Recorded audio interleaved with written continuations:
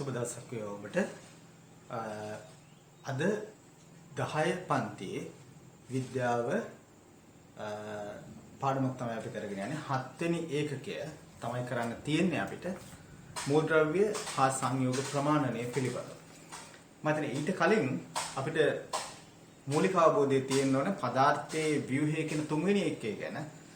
ඒ ව්‍යුහයේ පිළිබඳව අපි දැනුවත් නම් අපිට පුළුවන් අර 7 වෙනි එකේට යන්න. ඒ නිසා අපි ඉස්සෙල්ලා බලමු මේ ගැන පොඩි පුනරීක්ෂණයක් කරලා 3 වෙනි එකේ පිළිබඳව පුනරීක්ෂණයක් කරලා පදාර්ථයේ ව්‍යුහය පිළිබඳව. දැන් මෙහිම අපි ඉස්සර කාලේ ඉඳන් මිනිසුන්ට හරි ලොකු ප්‍රශ්නයක් තිබුණා. කොහොමද මේ විශ්වය නිර්මාණය වෙලා තියෙන්නේ? එතකොට මේ හැදිලා තියෙන ද්‍රව්‍ය එක එක විදිය වෙලා තියෙනවා. මේ කොහොමද? මේ ගැන විවිධාකාර ප්‍රශ්න ගැටලු තිබුණා.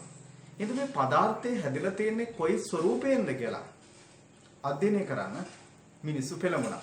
ද්‍රව්‍ය කඩාගෙන ගියාම අන්තිමට ඉතුරු වෙන පුංචි මේකය මොකද්ද? ඒක තවදුරටත් කඩන්න පුළුවන්ද? මේ ලෝකේ හැම දෙයක්ම කඩපුවාම දැන් අපි චෝක් කෑල්ලක් කඩාන ගිහිල්ලා අන්තිමට පුංචි කෑල්ලක් ආවොත් ඒකේ තව කඩන්න බැරි එකක් වෙනකන් අපි කඩාගෙන ගියොත් අපිට ඉතුරු වෙන අන්තිම දේ සහ අඟුරු කෑල්ලක් අරගෙන අපි කඩාන ගිහිල්ලා අපිට අන්තිමට ඉතුරු කඩන්න බැරි එකක් ඉතුරු වුණොත් ඒ ඉතුරු වෙන අන්තිම එකයි දෙක සමානද? වෙනස්ද? මෙන්න මේ වගේ ප්‍රශ්න ගොඩක් තිබුණා. ඉතින් මේකට විවිධ විද්වතුන් විවිධ මත පළ කරලා තිබුණ ඈත අතීතයේ ඉඳලම මේ මත මේ පාඩම ආරම්භයේදී ඔබ දැනුවත් වෙන්නේ නැති ඒ පිළිබඳව අපි අපියවට තියෙන බොහෝ දේවල් ගත්තහම අපියවට තියෙන ගොඩක් දේවල් මුලින්ම අපි බැලුවොත් සමහර දේවල් තියෙනවා දැන් මේ වෙනකොට අපි හොයාගෙන තියෙන විදිහට නම් මේ ලෝකේ හැම දෙයක්ම නිර්මාණය වෙන්න දායක වෙලා තියෙන්නේ මූලික වුණු ද්‍රව්‍යයක්. මේ මූලික වුණු ද්‍රව්‍ය එකම දෙයක් නෙවෙයි. එවැනි වූ ද්‍රව්‍ය මේ වෙනකොට 119ක් විතර පාගෙන තියෙනවා. හැබැයි මේ ස්වභාවයේ පවතින ඊට වැඩිය බොහොම අඩු වගේක්. දැන් ඒ ද්‍රව්‍ය විවිධ අනුපාත වලින් එකතු වෙලා තමයි මේ විශ්වයේ තියෙන බොහෝ දේවල් නිර්මාණය වෙන්නේ. මුලින්ම ඔයාලට මතක ඇති අපි අවට ඇති දෑ කියලා පොඩි පන්තියකදී කතා කරපු දේවල් අපි කොටස් වලට බෙදුවා. ඒ බෙදුවේ අපි මූල ද්‍රව්‍ය සහ ශක්තියින් විදියට. දැන් මේ ශක්තියින් ගැන නෙවෙයි අපි මේ කතා කරන්නේ. අපි මේ කතා කරන්නේ මූල ද්‍රව්‍ය පිළිබඳව. දැන් ශක්තියින් ගත්තාම ආලෝක ශක්තිය තියෙනවා, ධ්වනි ශක්තිය තියෙනවා. ওই විවිධාකාර වූ ශක්තියින් තියෙනවා. තාප ශක්තිය මේ විදිහට ශක්තියින් තියෙනවා. ඒ ශක්තියින් ගැන නෙවෙයි අපි මේ කතා කරන්නේ. අද අපි කතා කරන්නේ මේ පදාර්ථය පිළිබඳව. දැන් මේ පදාර්ථය අධ්‍යයනය කරද්දී ඔබට මතක නම් 10 පන්තියේදී අපි මේකේ මූලික හැඳින්වීම අර මුල් පාඩමේ මුල්ම අවස්ථාවේ ඉදිරිපත් කරලා තිබුණා. අපිට බලන්න පුළුවන් මේ විදිහට පදාර්ථය අපි ප්‍රධාන කාණ්ඩ දෙකකට බෙදුවා. සංසුද්ධ ද්‍රව්‍ය සහ මිශ්‍රණ කියලා.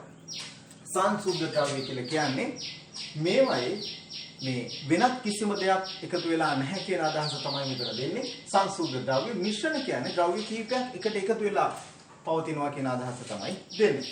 මූල ද්‍රව්‍ය මොනවද කියලා අපි බැලුවොත් එහෙම.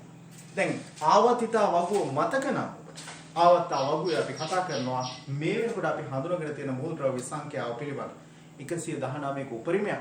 නමුත් අපි මේ 119ම අධ්‍යයනය කරන්න යන්නේ නැහැ. අපි මේකෙන් මූල ද්‍රව්‍ය 20ක් විතර වැඩි වශයෙන් අධ්‍යයනය කරන්න උත්සාහ කරනවා. හොඳයි. මේ මූල ද්‍රව්‍ය සහ සංයෝග කියලා මේ සංසුද්ධ ද්‍රව්‍ය බෙදනකොට එවැනි මූල ද්‍රව්‍ය අපි ප්‍රධාන වශයෙන් 20ක් අධ්‍යයනය කරනවා. නමුත් මම කිව්වා දා විශාල සංඛ්‍යාවක් තියෙන බව. දැන් මේ කාබන්, සිලිකන් ඔය වගේ තියෙන එහෙම නැත්නම් හයිඩ්‍රජන්, හීලියම්, ලිතියම් ඔය විදිහේ තියෙන මූල ද්‍රව්‍ය මේ සියල්ලක්ම මූල ද්‍රව්‍ය. එතකොට සංයෝග මොනවාද? සංයෝග කියන්නේ මේ මූල ද්‍රව්‍ය විවිධ අනුපාත වලින් එකතු වෙලා හැදිලා තියෙන ද්‍රව්‍යනේ. දැන් උදාහරණයක් ජලය. ජලය කියන දේ නිර්මාණය වෙද්දී හයිඩ්‍රජන් දෙකක් එක්කලා ඔක්සිජන් එකක් එකතු වෙලා. එහෙම තමයි ජල අණුවක් හැදෙන්නේ. ඒ විදිහේ ජල අණු වලින් තමයි අපි මේ බොන්න ගන්න වතුර නිර්මාණය වෙලා තියෙන්නේ. ජල වාෂ්පය හැදිලා තියෙන්නේ ඒ විදිහේ ජල අණු වලින්. අයිස් කැටයක් හැදිලා තියෙන්නේ එවැනි ජල අණු වලින්. දැන් මෙහෙම කියන ජලය මූල ද්‍රව්‍යයක් නෙවෙයි සංයෝගයක්. එතකොට ඒකේ හයිඩ්‍රජන් ඔක්සිජන් ඔය දෙකම තියෙනවනේ. දැන් කොපර් සල්ෆේට් ගත්තාම කොපර් සල්ෆර් සහ ඔක්සිජන්. දැන් කොපර් තියෙනවා, සල්ෆර් තියෙනවා, ඔක්සිජන් තියෙනවා. දැන් මෙවැනි ද්‍රව්‍ය එකතු වෙලා හැදෙන දේවල් තමයි අපි මේ සංයෝග කියලා හැඳින්වෙන්නේ. එහෙනම් අපිට මේකට උදාහරණ දී ගන්න පුළුවන් මෙන්න මේ විදිහට. මූල ද්‍රව්‍ය මොනවද? අපිට පුළුවන් හයිඩ්‍රජන් ගැන කියන්න, හීලියම් ගැන කියන්න, කාබන් ගැන කියන්න, සල්ෆර් ගැන කියන්න, නයිට්‍රජන් ගැන කියන්න, ඔක්සිජන් ගැන කියන්න මෙහෙම ගොඩක් දේ කියන්න පුළුවන්. සංයෝග මොනවද? සංයෝග කොපර් සල්ෆේට් අපිට කියන්න පුළුවන්, CuSO4, ජලය අපිට කියන්න පුළුවන්, H2O, ඒ වගේම ග්ලූකෝස් අපිට කියන්න පුළුවන්, C6H12O6. ඉතින් මේ විදිහට විවිධ සංයෝග අපිට හඳුන්වා දෙන්න පුළුවන්. දැන් මේ සංයෝග නිර්මාණය වෙන්නේ මූලද්‍රව්‍ය විවිධ අනුපාත වලින් එකතු වෙලා හැදෙන අණු විදිහට තමයි මේ සංයෝග අණු නිර්මාණය වෙලා තියෙන්නේ. සංසුද්ධ ද්‍රව්‍ය, මූලද්‍රව්‍ය සහ සංයෝග කියලා කොටස් දෙකකට අපි වර්ගීකරණය කරා. ඊට පස්සේ මිශ්‍රණ ගත්තාම මිශ්‍රණවල ස්වරූප දෙකක් තිබුණා. දැන් ඔයාලට මතක නම් සමහර මිශ්‍රණ තිබුණා. දැන් උදාහරණයක් අපි හිතමු පිටි ටිකක් අපි අරගෙන පාන් පිටි ටිකක් අරගෙන වතුරේ දිය කරනවා. දිය කරලා අපි ටෙස්ට් ටියුබ් එක නම් මේක කරේ. මේ ටෙස්ට් ටියුබ් එක නිසලව තිබ්බොත් අපිට පේනවා පිටි ටික පහළට මිදෙනවා. එහෙනම් අපි පැහැදිලිව කියනවා මේ ද්‍රව්‍ය ගත්තාම මේක එකම විදිහට එකම ස්වරූපයට දකින්න ලැබෙන්නේ නැහැ. ඒ කියන්නේ ඒක සමජාතීය ද්‍රව්‍යයක් නෙවෙයි. ඒක විෂම ජාතියයි. ඊට පස්සේ අපි මෙහෙම පරීක්ෂණයක් කරනවා. අපි ජල බීකරයක් අරගෙන ඒ ජලය දාලා තියෙන බීකරයක් අරගෙන ඒකට සීනි හැන්දක් දාලා දිය කරනවා. දිය කරලා මේක හොඳට දිය වුණායින් පස්සේ අපි කොතනින් ජලය බිඳුවක් අරගත්තා ඒකේ තියෙන සීනි සංයුතිය නැත්නම් අපි සරලව ඒක නිමාණය කරන්න පැණි රස කියන සාධකය යොදා ගමු. මේ පැණි රස කිසිම තැනකදී වෙනස් වෙලා නැහැ. එහෙමනම් අපිට පැහැදිලි ඒක විෂම ජාතීය නෙමෙයි සමජාතීය. එතකොට මිශ්‍රණ තියෙනවා විෂම ජාතීය සහ සමජාතීය වශයෙන් කාණ්ඩ දෙකකට. හොඳයි. දැන් එහෙනම් අපි ඕක තමයි මූලික chart එක වලට අපි උගන්ලා තිබුණු. අද අපි මේ කියන්නේ මෙන්න මේ මූලද්‍රව්‍ය පිළිබඳව. මූලද්‍රව්‍ය කොයි වගේද කියලා. මම අර ආරම්භයේදී කියවනේ මේ ලෝකේ නිර්මාණය වෙලා තියෙන හැම දෙයක්ම ගත්තාම ඒව හැදිලා තියෙන්නේ මූලික වුණු ද්‍රව්‍ය වලින්. මේ මූලික වුණු ද්‍රව්‍ය මොනවද කියලා බලපුවාම මේ වෙනකොට අපි හඳුනගෙන තියෙනවා 119ක් පමණ. මේ 119ක් පමණින් අපි අධ්‍යයනය කරනවා දැනට පූර්ණ වශයෙන් 20ක් පිළිබඳ. දැන් මේ මූලද්‍රව්‍ය කොයි වගේද? මේකත් අපි ඉගෙන ගත්තා මේ පාඩම ඇතුළේදීම අපි ඔය ගැන සාකච්ඡා කරා. ඔබට මතක නම් පරමාණුව කියන්නේ කොයි වගේද කියන එක අදහසක් ගත්තොත් ඊට කලින් අපි බලමු පරමාණුවක් ඇතුලේ තියෙන්න පුළුවන් දේවල් මොනවද කියලා. අපි අධ්‍යයනය කරා පරමාණුවේ න්‍යෂ්ටියක් තියෙනවා, ඉලෙක්ට්‍රෝන වලාවක් තියෙනවා. එතකොට මේ ඉලෙක්ට්‍රෝන කියලා දෙයක් මේකේ තියෙනවා. එතකොට න්‍යෂ්ටිය කියන්නේ මේකේ මැද තියෙන කොටස. මේ මැද කොටසේ තියෙන්නේ ප්‍රෝටෝන, නියුට්‍රෝන, මීසෝන, පොසිට්‍රෝන, නියුට්‍රෝන වගේ අංශුන් තියෙනවා. අපි ප්‍රධාන වශයෙන් කතා කරේ න්‍යෂ්ටිය ඇතුලේ තියෙනවා ප්‍රෝටෝන සහ නියුට්‍රෝන. මේ ආරෝපණ සහ ස්කන්ධ පිළිබඳව කතා කරා. මතක නම් ඉලෙක්ට්‍රෝන වල ආරෝපණය ඍණ, ප්‍රෝටෝන වල ආරෝපණය ධන. එතකොට නියුට්‍රෝන වලට ආරෝපණයක් නැහැ. ඉලෙක්ට්‍රෝන ඍණ ආරෝපිතයි, ප්‍රෝටෝන ධන ආරෝපිතයි, නියුට්‍රෝන වලට ආරෝපණයක් නැහැ. ඒ වගේම මේ බර නැත්නම් ඒවා ස්කන්ධය පිළිබඳව අපිට අදහසක් ඉදිරිපත් කරන්න පුළුවන්. මොනවද ස්කන්ධය? කොහොමද මේවා ස්කන්ධය පවතින්නේ කියලා අපි ඊළඟට බලමු. අපි දන්නවා ප්‍රෝටෝනයක් කියලා ගත්තාම ප්‍රෝටෝනේ මූලික වශයෙන් පාදක කරගෙන අනිත් ඒවා ස්කන්ධය සාපේක්ෂව ප්‍රකාශ කරන ක්‍රමවේදයක් තමයි මේ ස්කන්ධය ප්‍රකාශ කරන්න අපි දැනට යොදාගන්නේ. එතකොට මේ ප්‍රෝටෝනයක් අපි එකයි කියලා සැලකුවොත් ස්කන්ධ ඒකක එකයි කියලා සැලකුවොත් ග්‍රෑම් එක නෙවෙයි ස්කන්ධ ඒකක එකයි කියලා අපි සැලකුවොත් දැන් ප්‍රෝටෝනයක් ස්කන්ධ ඒකක එකයි නම් නියුට්‍රෝනයකුත් ස්කන්ධ ඒකක එකයි. ඒ කියන්නේ ප්‍රෝටෝනයකුයි නියුට්‍රෝනයකුයි දෙක ස්කන්ධේ සමානයි. එතකොට ඉලෙක්ට්‍රෝනේ ස්කන්ධය ඊටාම කුඩායි. දෙකෙන් පංගුවක්, තුනෙන් පංගුවක්, හතරෙන් පංගුවක්, 100න් පංගුවක් නෙවෙයි, 1000න් පංගුවක් නෙවෙයි. 1838න් එකක්. එතකොට මේ 1838න් එකක් තරම් පුංචි. ඒ කියන්නේ අපි ආසන්න වශයෙන් කිව්වොත් 1840න් පංගුවක් විතර ප්‍රෝටෝනයකට සාපේක්ෂව ප්‍රෝටෝනයක ස්කන්ධේ 1840න් එකයි ඉලෙක්ට්‍රෝනයක ස්කන්ධය. හරියට කියනවා නම් ඉලෙක්ට්‍රෝන 1840ක් ප්‍රෝටෝනයක ස්කන්ධයට සමානයි. දැන් මේ තරම් අඩු ස්කන්ධයක් තියෙන ඉලෙක්ට්‍රෝන ගැන අපි ඒ කියන්නේ ඒකේ ස්කන්ධය පරමාණුක ස්කන්ධය ගණනය කරද්දී නොගිනිය හැකි තරම් කුඩා ආගයක තියෙනවා. දැන් ඔය කියපු සියලු දේ අපි මතක තියාගන්න ඕන නිසා පොඩ්ඩක් සටහන් තියාගත්තොත් මෙන්න මේ විදිහට මේවායේ ආරෝපණ ඒ වගේම ස්කන්ධ පිළිබඳව අපිට මෙන්න මේ විදිහට ලියා දක්වන්න පුළුවන්. අපි ඉලෙක්ට්‍රෝන, ප්‍රෝටෝන, නියුට්‍රෝන මේ විදිහට ගන්නවා. ඉලෙක්ට්‍රෝන, ප්‍රෝටෝන, නියුට්‍රෝන. එතකොට මේවට තියෙනවා ආරෝපණය සහ ස්කන්ධය. මේ මම ලකුණු කරන්නේ ආරෝපණය, මේ ස්කන්ධය ලකුණු කරනවා. දැන් බලමු අපි ඉලෙක්ට්‍රෝනික ආරෝපණය. ඉලෙක්ට්‍රෝනික ආරෝපණය ඍණාරෝපිතයි. අපි මෙහිම සංකේතකින් දාන්න පුළුවන්. ඒතර ප්‍රෝටෝනියක් මොන ආරෝපණයක්ද? ප්‍රෝටෝනික ආරෝපණය ධන. එහෙමනම් අපිට ධන ලකුණු යොදන්න.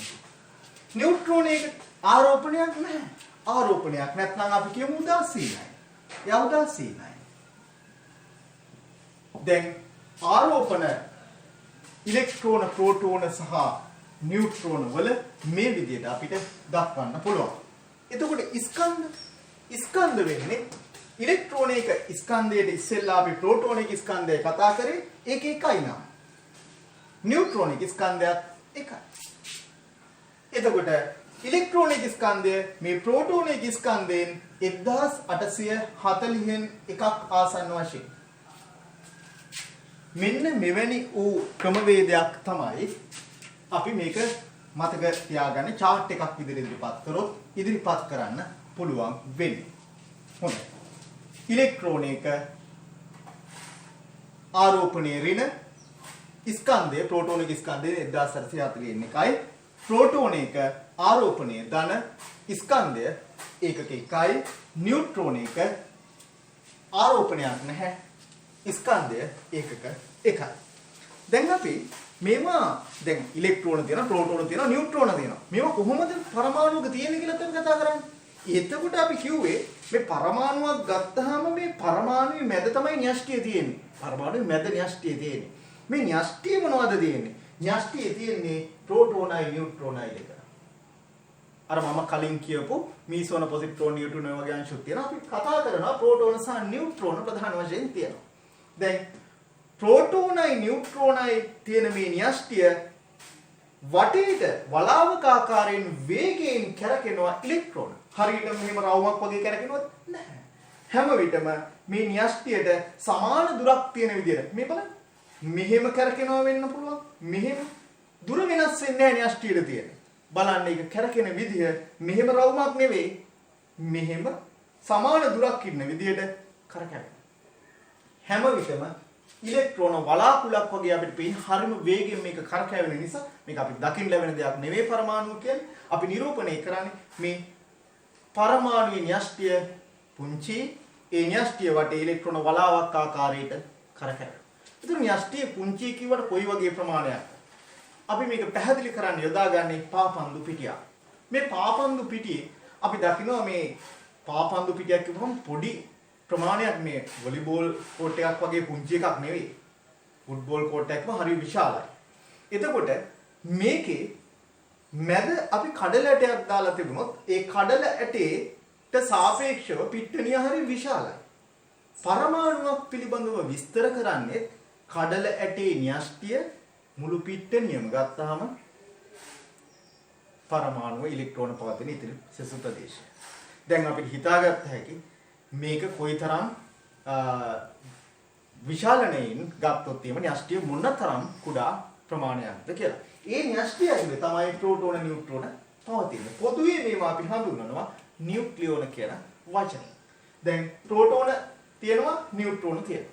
දැන් ඒතර පරමාණුව කොයි හැඩයක්ද තියෙන්නේ? දැන් අර වොලිබෝල් කෝට් එකක් එහෙම ගත්තොත් ඒක නම් ඍජු කෝණාශ්‍රාකාර හැඩයක්. ওই වගේ හැඩයක් තිබුණාට නමුත් මේකට එහෙම හැඩයක් නෙවෙයි තියෙන්නේ. මේකට තියෙන්නේ ගෝලාකාර ත්‍රිමාන හැඩයක් කියලා තමයි අපි විස්තර කරන්නේ. එතකොට මේ පරමාණුවට මුල්ම හැඩයක් පිළිබඳව අදහස් ඉදිරිපත් කරන්න ගත්තාම ඒකට ගොඩාක් විද්‍යාඥයෝ විවිධ ක්‍රමවේද ඉදිරිපත් කරලා තිබුණා. දැන් ඒ විද්වතුන් ඉදිරිපත් කරපු සමහර ක්‍රමවේදවල අද අපි ඉගෙන ගන්න සහ අද අපි මේ අධ්‍යයනයට භාජනය කරන්නේ විශේෂිත වූ ක්‍රමවේදයක් පිළිබඳව. ඒ තමයි අද දැනට අපි වැඩි වශයෙන් පිළිගන්නා වූ අර්නස්ට් රදර්ෆර්ඩ්ගේ ග්‍රහ ආකෘතියට සමාන ආකෘතියක්. මොකද මේ ග්‍රහ ආකෘතිය කියලා කියන්නේ. දැන් රදර්ෆර්ඩ් ඉදිරිපත් කරන මේ ග්‍රහ ආකෘතියෙන් කියවෙන්නේ අර පෘථුවිය කේන්ද්‍ර කරගෙන සූර්යයා ඇතුළු ග්‍රහ ලෝක සූර්යයා කේන්ද්‍ර කරගෙන පෘථුවිය ඇතුළු ග්‍රහ ලෝක. පෘථුවිය ග්‍රහ ලෝකය සූර්යයා කේන්ද්‍ර කරගෙන කරකැවෙනවා. ඉතින් ඒක තමයි සෞර ග්‍රහ මණ්ඩලයේ ක්‍රියාදාමය. ඉතින් මේ විදිහට තමයි මේ පරමාණුක න්‍යෂ්ටිය කියන දේ වටේ ඉලෙක්ට්‍රෝන වේගයෙන් කරකැවෙනවා කියලා කියන්නේ. වේගයෙන් කරකැවෙනවා. එතකොට එක එක ඉලෙක්ට්‍රෝනයට ගමන් කරන්න එක එක පාරවල් පත තියෙනවා. ඒ කොහොමද වෙන්නේ කියලා අපි ඊළඟට කතා කරමු. එහෙනම් මේ තියෙන්නේ න්‍යෂ්ටිය, මේ තියෙන්නේ ඉලෙක්ට්‍රෝන. දැන් ඔයා දන්නවා න්‍යෂ්ටියේ තියෙන්නේ ප්‍රෝටෝනයි නියුට්‍රෝනයි. වටේට මේ කරකෙන්නේ ඉලෙක්ට්‍රෝන. හැබැයි මේ ඉලෙක්ට්‍රෝන එක එක හැප්පෙනවද කියලා පොඩි ප්‍රශ්නයක් නෑ. එහෙම වෙන්නේ නැහැ. බලමු අපි මොකද්ද මේකේ ක්‍රියාදාමය කියලා. එතකොට ඇයි මේ ඉලෙක්ට්‍රෝන මේකට වැටෙන්නේ නැත්තේ? එතකොට ඇයි මේ ඉලෙක්ට්‍රෝන විසි වෙලා යන්නේ නැත්තේ? අපි කතා කරමු. දැන් මේ න්‍යෂ්ටියේ තියෙන ප්‍රෝටෝන අපි කිව්වා ආරෝපණයෙන් ධන. දැන් මේ ධන ආරෝපණය විතර තියෙන්නේ. මේ න්‍යෂ්ටියෙන් පිටට මේ ප්‍රෝටෝන යන්නේ නැහැ. එතකොට වටේට තමයි මේ ඉලෙක්ට්‍රෝන කරකැවෙන්නේ. ඉලෙක්ට්‍රෝන ඍණ ආරෝපිතයි. ඉලෙක්ට්‍රෝන ඍණ ආරෝපිතයි. ප්‍රෝටෝන ධන ආරෝපිතයි එක මැද තියෙනවා. ඉලෙක්ට්‍රෝන ඍණ ආරෝපිතයි එක වටේට තියෙනවා. එතකොට අපිට මෙන්න මෙහෙමයි ඉදිරිපත් කරන්න වෙන්නේ. මේක ඇතුලේ තියෙන්නේ ප්‍රෝටෝන, මේ වටේට කරකැවෙන්නේ ඉලෙක්ට්‍රෝන. දැන් මේවා මේ විදිහට ප්‍රෝටෝනයකට සහ ඉලෙක්ට්‍රෝනයකට දැන් මම කියවනේ ප්‍රෝටෝන ධනාරෝපිතයි කියලා. ඒතර මේ ධනාරෝපිත ප්‍රෝටෝන ගත්තාම මේවා ධනාරෝපිතයි, මේක ඍණාරෝපිතයි. ඒතර මේ ධනාරෝපණයට ඍණාරෝපණයක් ආකර්ෂණය වෙනවා කියලා අපි දන්නවා. ඒ ආකර්ෂණය නිසා මේක විසි වෙන්නේ නැහැ. ප්‍රෝටෝන මෙතනම රැඳෙනවා. ප්‍රෝටෝන මෙතනම රැඳිලා තියෙන නිසා ඉලෙක්ට්‍රෝන වටේට මෙහෙම කරගෙන කොයි වගේද කියලා කියනවනම් අපිට පුළුවන් කුරුම්බැට්ටියක් අපිට සෙල්ලම් කරනකොට දැන් නම් ළමයින් සෙල්ලම් කරනවද දන්නේ නැහැ. අර ඉරට්ටක කෙරවලේ අමුණනවා අපි කුරුම්බැට්ටියක්. ඒ කුරුම්බැට්ටිය කෙරවල අමුණලා අපි මේක මෙහෙම කරකවනවා. සමහර විට කුරුම්බැට්ටිය ගැලවුණොත් ඕක ගිහින් කාගේරි ඇඟේ වදින්නත් පුළුවන්. අපි පුංචි කාලේදී මේ විදිහට සෙල්ලමක් කරනවා. දැන් පැහැදිලියි අපිට මේ කුරුම්බැට්ටිය කරකැවෙන්නේ ඉරටේට බැඳිලා තියෙනකම් විතරයි. ඒක ලිහුණොත් වේගෙන් ඈතට විසි වෙනවා. එහෙමනම් මේ බැඳීම තමයි මේ ආකර්ෂණ බලය තමයි මේ ප්‍රෝටෝන සහ ඉලෙක්ට්‍රෝන අතර මේ විදිහට ක්‍රියාත්මක වෙන්නේ. ඒ ක්‍රියාත්මක වීම නිසා තමයි මේක මෙහෙම වේගයෙන් කරකැවෙන්නේ, මේකෙන් ගිලිහිලා නොයන්නේ. එතකොට මේ වේගයකුත් තියෙනවා මේකට, මේක ඇද ගැනීමේ බලයකුත් තියෙනවා, මේක ගිලිහිලා යන්නේ නැහැ. මේ විදිහට බැඳිලා තියෙනවා. එතකොට සෑම ඉලෙක්ට්‍රෝනයක්ම මේ විදිහට න්‍යෂ්ටියට බැඳීමකින් යුක්තව තමයි තියෙන්නේ.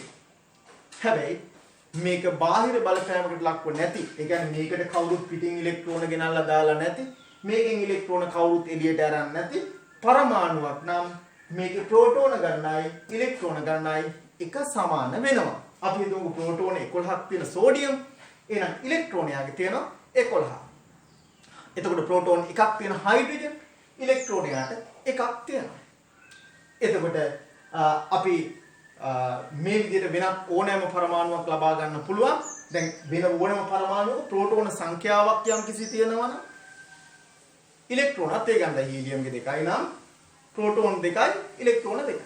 දැන් ওই විදිහට තමයි මේ පරමාණු පවතින්නේ. ඒතර සමස්ත පරමාණුවේ ආරෝපණය ගත්තහම සමස්ත පරමාණුවේ ආරෝපණය උදාසීනයි. සමස්ත පරමාණුවට ආරෝපණයක් නැහැ. බාහිර බලපෑමකට ලක්ව නැත්නම්. ඒ කියන්නේ මේකට ඉලෙක්ට්‍රෝන කවුරුත් දැම්මෙත් නැත්නම්, මේකෙන් අරගෙන ගියෙත් නැත්නම් මේකේ සමස්ත ආරෝපණය ශුන්‍යයි. ඒ කියන්නේ ආරෝපණයක් නැහැ, උදාසීනයි. ඔය විදිහට තමයි පරමාණු පවතින්නේ.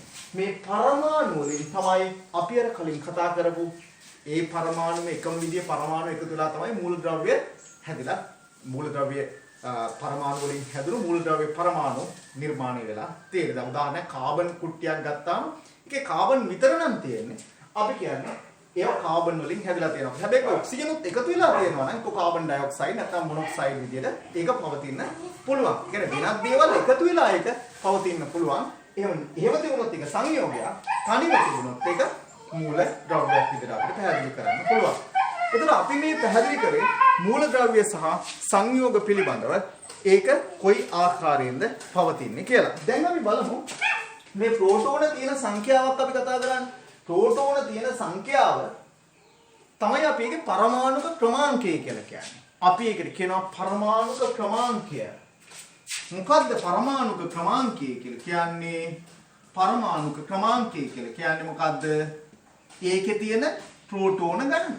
පරමාණුක ක්‍රමාංකය කියලා කිව්වේ ප්‍රෝටෝන ගණන. පරමාණු ක්‍රමාංකය ප්‍රෝටෝන ගණනට සමානයි. එතකොට මේ ප්‍රෝටෝන වෙනස් කරන්න බැරිද? ඇත්තටම ප්‍රෝටෝන වෙනස් කරොත් මූලද්‍රව්‍ය වෙනස් වෙනවා. පරමාණුක අනන්‍ය වූ ලක්ෂණේ එහෙමනම් ප්‍රෝටෝන ගණන. ප්‍රෝටෝන ගණන අනුව තමයි අපි පරමාණු නම් කරන්නේ. පරමාණුක තියෙන ප්‍රෝටෝන ගණන අපි හඳුන්වනවා ඒකේ පරමාණුක ක්‍රමාංකය. ඒක වෙනස් කළ නොහැකි. වෙනස් කළොත් මූලද්‍රව්‍ය වෙනස් වෙනවා. උදාහරණයක් අපි මේ හීලියම් වල ප්‍රෝටෝන දෙකක් තියෙනවා. මේ ප්‍රෝටෝන දෙකක් තියෙන මූලද්‍රව්‍යයට තමයි අපි හීලියම් කියන්නේ. එතකොට මේ ප්‍රෝටෝන දෙකේ එකක් අපි අයින් කරොත් ඒක තවදුරටත් ප්‍රෝටෝන නෙවෙයි හයිඩ්‍රජන් කියලායි අපි මේ පැහැදිලි කරන්නේ.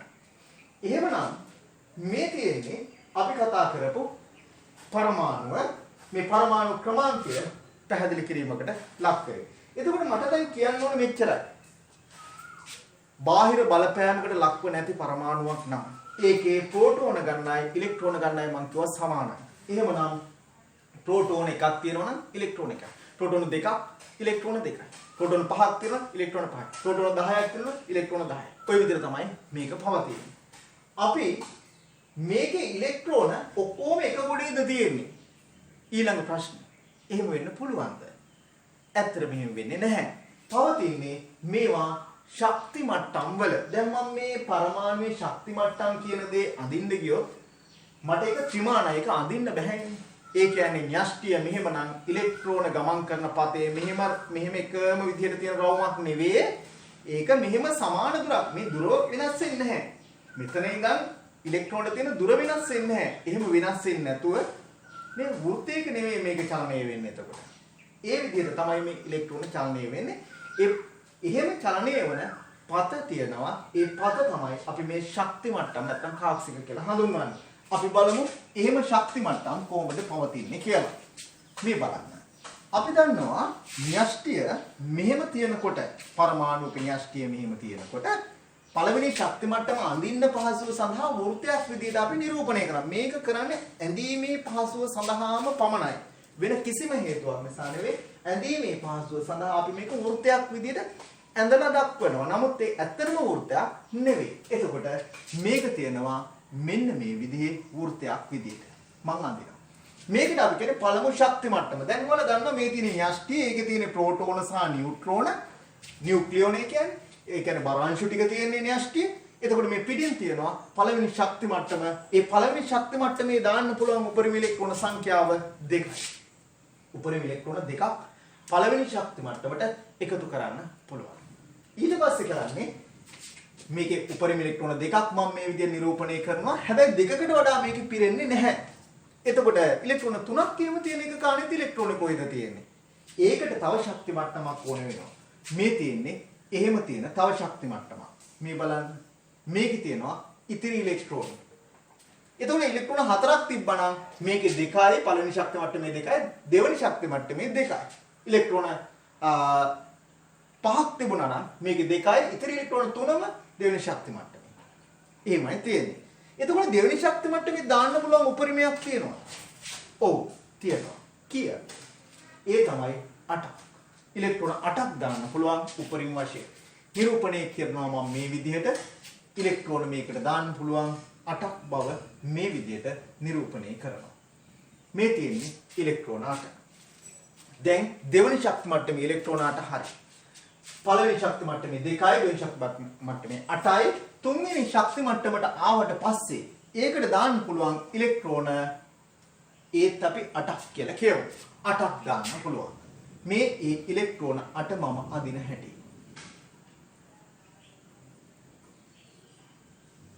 මේ තියෙන්නේ ඒ ඉලෙක්ට්‍රෝන 8.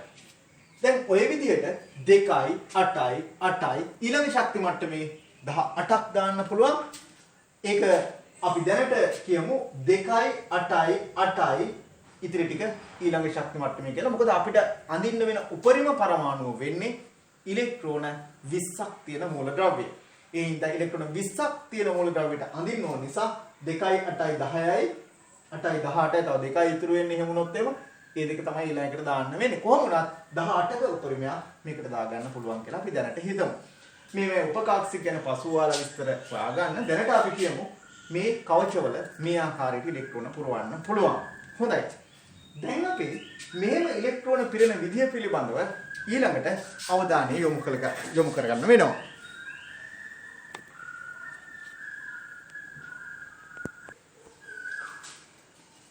අපි කතා කරා පරමාණු ක්‍රමාංකය කියන්නේ ඒකේ තියෙන ප්‍රෝටෝන සංඛ්‍යාව සහ සෑම පරමාණුවකම ප්‍රෝටෝන සංඛ්‍යාවට සමාන ඉලෙක්ට්‍රෝන සංඛ්‍යාවක් ස්ථායී අවස්ථාවක තියෙනවා කියලා. දැන් මේ ඉලෙක්ට්‍රෝන පරමාණුවක පළවෙනි ශක්ති මට්ටමේ උපරිම වශයෙන් 2ක්, දෙවෙනි ශක්ති මට්ටමේ 8ක්, තුන්වෙනි ශක්ති මට්ටමේ 8ක්, ඊළඟ ශක්ති මට්ටමේ 18ක් වශයෙන් පවතින්න පුළුවන් කියලා අපි කියමු. දැන් පරමාණුක ක්‍රමාංකය කියන්නේ මොකක්ද කියලාත් අපි කියවනේ. පරමාණු ක්‍රමාංකය කියන්නේ පරමාණුවක න්‍යෂ්ටියේ තියෙන ප්‍රෝටෝන සංඛ්‍යාව. ඒ ප්‍රෝටෝන සංඛ්‍යාව අනුව අපි මූලද්‍රව්‍ය පෙළ ගැස්සුවොත් මේ විදිහට මූලද්‍රව්‍ය ටික පෙළ ගස්සන්න පුළුවන්. හයිඩ්‍රජන් ප්‍රෝටෝන 1යි, හීලියම් ප්‍රෝටෝන 2යි, ලිතියම් ප්‍රෝටෝන 3යි, බෙරිලියම් 4යි, බෝරෝන් 5යි, කාබන් 6යි, නයිට්‍රජන් 7යි, ඔක්සිජන් 8යි, ක්ලෝරින් 9යි, නියොන් 10යි, ඔක්සිජන් 11යි, මැග්නීසියම් 12යි. මේ ලියලා තියෙන්නේ අපි පරමාණු ක්‍රමාංකය කියන්නේ ප්‍රෝටෝන සංඛ්‍යාව තමයි පරමාණු ක්‍රමාංකය කියලා කිව්වේ. එතකොට පරමාණු ක්‍රමාංකයේ කිව්වේ ප්‍රෝටෝන සංඛ්‍යාව උනාට ප්‍රෝටෝන සංඛ්‍යාවට සමාන ඉලෙක්ට්‍රෝන සංඛ්‍යාවක් තියෙනවා මූලද්‍රව්‍යයක. එහෙමනම් ඒ ඉලෙක්ට්‍රෝන පිහිටන්නේ කොහොමද කියලා තමයි මෙතන ලියලා තියෙන්නේ. ඒතකොට ඉලෙක්ට්‍රෝන පිහිටන රටාව මේ දැක්වෙන්නේ මෙහෙම. හයිඩ්‍රජන් වල ඉලෙක්ට්‍රෝනයක තියෙන ප්‍රෝටෝන එකක් ඉඳලා ඉලෙක්ට්‍රෝන එකයි තියෙන්න ඕනේ. එතකොට ඉලෙක්ට්‍රෝන එකයි තියෙන්නේ. ඉලෙක්ට්‍රෝන එක මේ එක වශයෙන් තියෙනවා පළවෙනි ශක්ති මට්ටමේ. එතකොට හීලියම් වල ඉලෙක්ට්‍රෝන දෙකක් තියෙන්න පුළුවන්. ඒක පළවෙනි ශක්ති මට්ටමේම ඉලෙක්ට්‍රෝන දෙක තියෙනවා. ලිතියම්ගේ පළවෙනි එකේ උපරිම වශයෙන් දෙකයිනේ තියෙන්න පුළුවන්. දෙකයි ඉතුරු එක තියෙනවා ඊළඟ ශක්ති මට්ටමේ මේ විදිහට. 2යි 1. එතකොට බෙරිලියම්ගේ පළවෙනි ශක්ති මට්ටමේ 2යි ඊළඟ ශක්ති මට්ටමේ 2ක් තියෙනෝනේ. පරමාණු ක්‍රමාංකය 4යිනේ. එතකොට බෝරෝන්ගේ 2යි 3. ඔය විදිහට අපිට පේනවා ඔක්සිජන් වලට නියොන් වලට එනකොට 2යි 8 වශයෙන් මේ 10 ලියන්න වෙනවා. ඔයාලා දන්නවා දෙවෙනි ශක්ති මට්ටමේ උපරිම වශයෙන් 8යි දාන්න පුළුවන්. එතකොට ඔක්සිජන් උනාට පස්සේ බලන්න පරමාණු ක්‍රමාංකය 11. එතකොට 11ක් වුණාම ඔක්සිජන් නෙවෙයි මෙතන තියෙනවා හරි.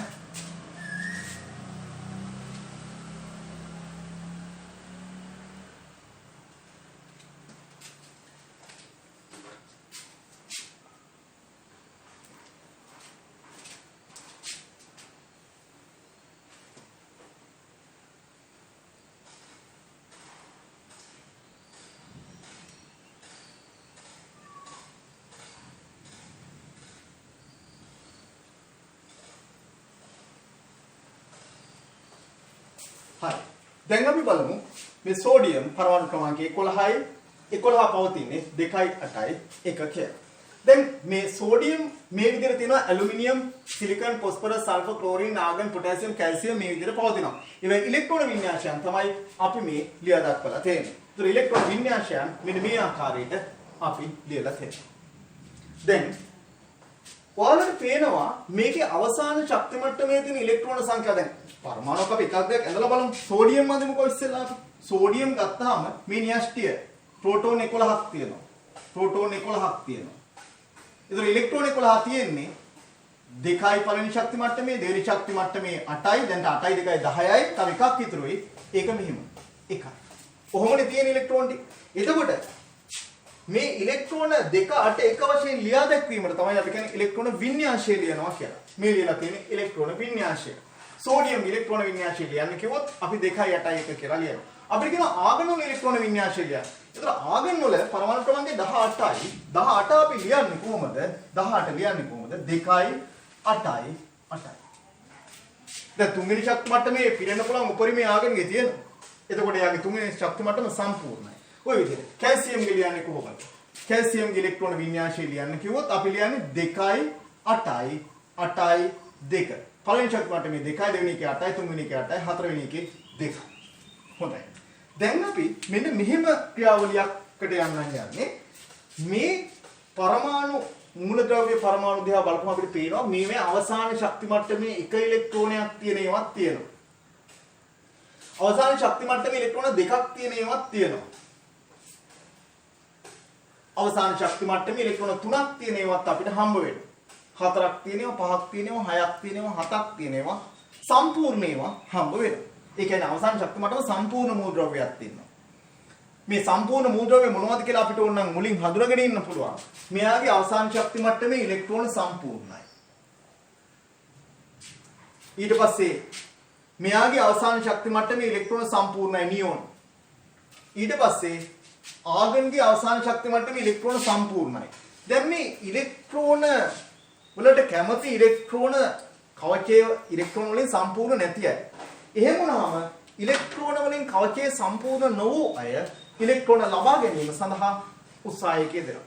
මේ නිසා තමයි තව මූලද්‍රව්‍යයක් එක්කලා බන්ධන ඇති වෙන්න හේතු වෙන්නේ. අපි බන්ධනයේදී ඒ ගැන කතා කරමු. දැනට මේ ඉලෙක්ට්‍රෝන සම්පූර්ණයි තමයි මේ අපි සටහන් කරලා තියෙන්නේ. දැන් එතකොට මම දැන් මේකට එන්නේ මෙන්න මේ විදිහට. ඉස්සෙල්ලාම අපි බලමු මේවා කොහොමද ශක්ති මට්ටම් සංඛ්‍යාව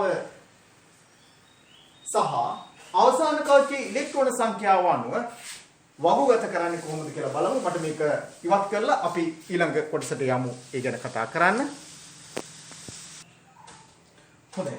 දැන් අපි මේ සකස් කරන්න යන්නේ අවසාන ශක්ති මට්ටමේ ඉලෙක්ට්‍රෝන සංඛ්‍යාව අනුව එකක් තියන අය කවුද? ඒක අපි මේ විදිහට තීරු විදිහට තමයි ලියන්නේ. ඒතර අවසාන කවචයේ ඉලෙක්ට්‍රෝන එකක් තියන අය කවුද? හයිඩ්‍රජන් ඉන්නවා, ඊළඟට ඉන්නවා ලිතියම්. තව ඉන්නවා සෝඩියම්. තව ඉන්නවා පොටෑසියම්. එතකොට අවසාන කවචයේ ඉලෙක්ට්‍රෝන දෙකක් තියෙන අය. දැන් මේ හීලියම් කියන එක්කෙනා අපි යොදාගන්නේ අවසාන කවචයේ සම්පූර්ණ අයට. අපි ඉස්සෙල්ලා සම්පූර්ණය ලියලෙමුකෝ. අවසාන කවචයේ සම්පූර්ණය හීලියම්, නියොන්, ආගන්. මේගොල්ලොත් අපි මෙතන ලියනවා හීලියම්, නියොන්, ආගන්. එතකොට අවසාන කවචයේ සම්පූර්ණය තමයි A. අවසාන කවචයේ ඉලෙක්ට්‍රෝන දෙකක් තියෙන අයට කියන මෙයා ගන්නෙ නැහැ එතකොට අපි. ඒකේ සම්පූර්ණ කොට අපි ආ දැම්මනේ.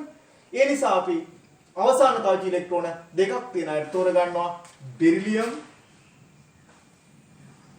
ඊට පස්සේ I මැග්නීසියම්,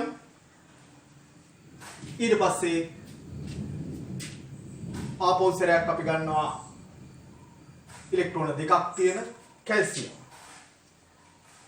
ඊළඟට අවසාන කවචයේ ඉලෙක්ට්‍රෝන තුනක් තියෙන බෝරෝන් ඉන්නවා, ඇලුමිනියම් ඉන්නවා, එච්චරයි. දැනගන්න. Boron, aluminium. ඊට පස්සේ අවසාන කවචයේ ඉලෙක්ට්‍රෝන හතරක් තියෙන අය කාබන් ඉන්නවා, සිලිකන් ඉන්නවා. Carbon, silicon. අවසාන කවචයේ ඉලෙක්ට්‍රෝන පහක් තියෙන අය කවුද? පහක් තියෙන අය නයිට්‍රජන් ඉන්නවා, ෆොස්ෆරස් ඉන්නවා. අවසාන කවචයේ ඉලෙක්ට්‍රෝන 6ක් තියෙන අය ඔක්සිජන් ඉන්නවා, සල්ෆර් ඉන්නවා. ඊට පස්සේ අවසාන කවචයේ ඉලෙක්ට්‍රෝන 7ක් තියෙන අය ක්ලෝරින් ඉන්නවා, ක්ලෝරින් ඉන්නවා. ක්ලෝරින්.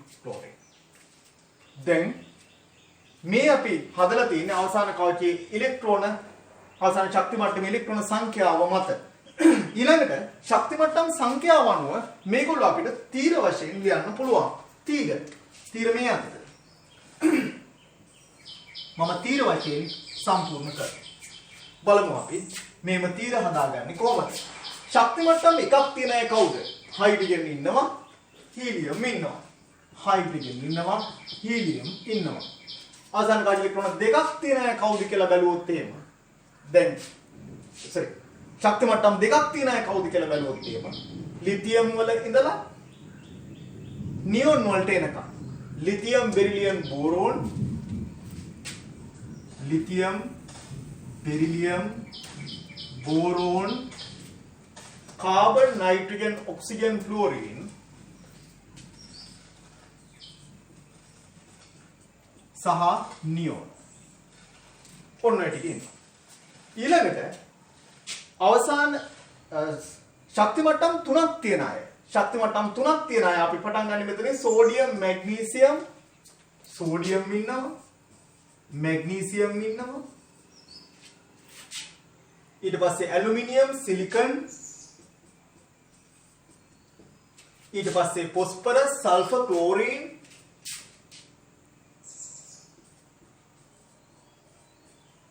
ඊට පස්සේ ආගන් මෙන්න මේගොල්ලෝ අවසාන ශක්ති මට්ටම් 4ක් තියෙන අය කී දෙනාද කියලා බලුවොත් අපිට දැනට ඉන්නේ පොටෑසියම් සහ කැල්සියම්. හොඳයි. අභියෝගයක් තියෙනවා. මොකක්ද? ශක්ති මට්ටම් සංඛ්‍යාව තීර වශයෙන් පැවතිය යුතුමයි. අවසාන ශක්ති මට්ටමේ ඉලෙක්ට්‍රෝන සංඛ්‍යාව මේ අතර මෙහෙම තිරස් තීරු විදියට තියෙන්න ඕනේ. සිරස් පේලි විදියට තිරස් තීරු විදියට මේ ලක්ෂණ දෙකම වෙනස් නොවෙන්න තනි වගුවක් හදා ගන්න ඕනේ. පුළුවන් ද එහෙම එකක් හදන්න. බලමු අපි එහෙම එකක් හදන්නේ කොහොමද? ඒක හරි ලේසි. මේක ඔයාලට හුරුයි. බලන්න මෙන්න මේ වගුව. මේ වගුව තුල වෙනස් වීම වලට එකක්වත් භාජනය වෙලා නැතුව අපි මේක මේ විදිහට හදනවා. Hydrogen, lithium, sodium, potassium, beryllium, magnesium, calcium, boron, aluminium, carbon, silicon, nitrogen, phosphorus, oxygen, sulfur, chlorine, helium, neon, argon. මම මේ විදිහට මේක වෙන් කරනවා.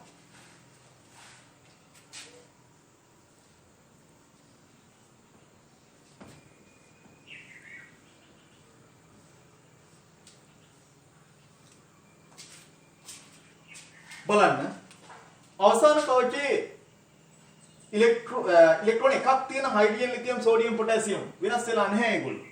ඒ වගේම ශක්ති මට්ටම් සංඛ්‍යාව දෙකක් තියෙන උදාහරණයක් ගමු අපි. Lithium, beryllium, boron, carbon, nitrogen, oxygen, chlorine, neon set එකම ඉන්නවා. ඒ වුණා මේක වෙනස් වෙලත් නැහැ, මේක වෙනස් වෙලත් නැහැ. මේ දෙකම හරියන විදිහට සකස් වුණු වගුවක් තමයි මේ තියෙන්නේ. දැන් මොකද්ද මේ වගුවේ තියෙන ලක්ෂණ? අපි මේ වගුවේ තියෙන ලක්ෂණය මේ විදිහට පැහැදිලි කරනවා. මේ කාණ්ඩ මේවට අපි කියන්නේ මේ පහළට තියෙන තීරු වලට අපි කියන්නේ තිරස් තීරු වලට අපි කියන්නේ කාණ්ඩ කියලා. එහෙම කාණ්ඩ මේකේ තියෙනවා 8ක්. මේ පළවෙනි කාණ්ඩය, මේක 2, මේක 3, කාණ්ඩ රෝම ඉලක්කම් වලින් අපි අංකණය කරනවා. මේක 4, මේක 5, මේක 6, මේක 7, මේක බිඳුව. දැන් රෝම ඉලක්කම් වලට බිඳුව අපි ලියන්නේ නැහැ. ඒ වුණාට අපි ඒකට බිඳුව කාණ්ඩය කියලා කියනවා. ඕනනම් ඉතින් 8 කාණ්ඩය කියලා කියන සමහරු කියනවා. නමුත් බිඳුව තමයි නිවැරදි. අපි ওই විදිහට පාවිච්චි කරනවා. ඒතර ශක්ති මට්ටම් සංඛ්‍යාව අනුව අපි මේ තීරණය කරගත්ත ඒවා ආවර්ත කියලා අපි හඳුන්වනවා. මේ පළවෙනි ආවර්තය, දෙවෙනි ආවර්තය, තුන්වෙනි ආවර්තය, හතරවෙනි ආවර්තය. ආවර්ත 4යි. මේ පළමු ආවර්තය, මේ දෙවන ආවර්තය, තුන්වෙනි ආවර්තය, හතරවෙනි ආවර්තය. පළවෙනි ආවර්තය හයිඩ්‍රජන් හීලියම් විතරයි. දෙවෙනි ආවර්තය lithium beryllium boron carbon nitrogen oxygen chlorine neon. තුන්වෙනි ආවර්තය sodium magnesium aluminium silicon phosphorus sulphur chlorine argon. හතරවෙනි ආවර්තය පොටෑසියම් කැල්සියම්. දැන් මේ විදිහට තමයි මේ මූලද්‍රව්‍ය අපිට වගුගත කරන්න පුළුවන් වෙන්නේ. දැන් ඔයාලට පැහැදිලි. අවසාන කවචයේ තියෙන ඉලෙක්ට්‍රෝන සංඛ්‍යාව අනුව තමයි අපි මේ තීරු හැදුවේ. එහෙමනම් මේ තීරයක තියෙන ඉලෙක්ට්‍රෝන සංඛ්‍යාවන් එක සමාන වෙන්න ඕන. මේ ඔක්කොගෙම ඉලෙක්ට්‍රෝන එක ගානේ තියෙනවා. මේ ඔක්කොගෙම ඉලෙක්ට්‍රෝන දෙක ගානේ. මේගොල්ලන්ගේ 3 ගානේ, 4 ගානේ, 5 ගානේ, 6 ගානේ. අවසාන ශක්ති මට්ටම ඉලෙක්ට්‍රෝන 7ක් තියෙන අය. අවසාන ශක්ති මට්ටම සම්පූර්ණ වුණ අය. 8ක් තියෙනයි කියන්න බෑ. හීලියම්ගේ අවසාන භාජ්‍ය ඉලෙක්ට්‍රෝන දෙකයි තියෙන්නේ. කොහොමද අපි කියන්නේ මේගොල්ලෝ අවසාන භාජ්‍යයේ සම්පූර්ණ වුණු අය. එහෙනම් කාණ්ඩ අංකය අනුව අපිට අවසාන කාලේ ඉලෙක්ට්‍රෝන සංඛ්‍යාව පැහැදිලි කියන එක තේරෙනවා. ඊට පස්සේ මේ ආවර්තාංකයෙන් කියවෙන්නේ ශක්ති මට්ටම් සංඛ්‍යාව. අපි එහෙම තමයි මේ ශක්ති මට්ටම් සංඛ්‍යාව අනුව තමයි මේක හදාගත්තේ. එහෙනම් ශක්ති මට්ටම් එකක් තියෙන්නේ හයිඩ්‍රජන්ට සහ හීලියම්ට. ශක්ති මට්ටම් දෙකක් තියෙනවා මේ දෙවෙනි ආවර්තයයි. තුන්වෙනි ආවර්තයට ශක්ති මට්ටම් 3යි. හතරවෙනි ආවර්තය අපි කතා කරමු පොටෑසියම්. කැල්සියම්ට ශක්ති මට්ටම් තියෙන්නේ 4යි. දැන් ඉතා පැහැදිලි ශක්ති මට්ටම් සංඛ්‍යාවක් දන්නවනම් අවසාන කාලේ ඉලෙක්ට්‍රෝන සංඛ්‍යාවක් දන්නවනම් අපිට හරි අපූර්ව දෙයක් කරන්න පුළුවන්. මොකක්ද? අපි ගමු සිලිකන්. මේ සිලිකන්ගේ ඉලෙක්ට්‍රෝන වින්‍යාසය ලියන්න ඕනේ. ඉස්සෙල්ලා මට කියන්නේ ශක්ති මට්ටම් කීයක් තියෙනවද? 3යි. එතකොට එයාගේ අවසාන කාලේ ඉලෙක්ට්‍රෝන කීයක් තියෙනවද? 4යි. එහෙමනම් අපිට සිලිකන්ගේ ඉලෙක්ට්‍රෝන වින්‍යාසය මේකෙන් බලලා ලියන්න පුළුවන්. කොහොමද?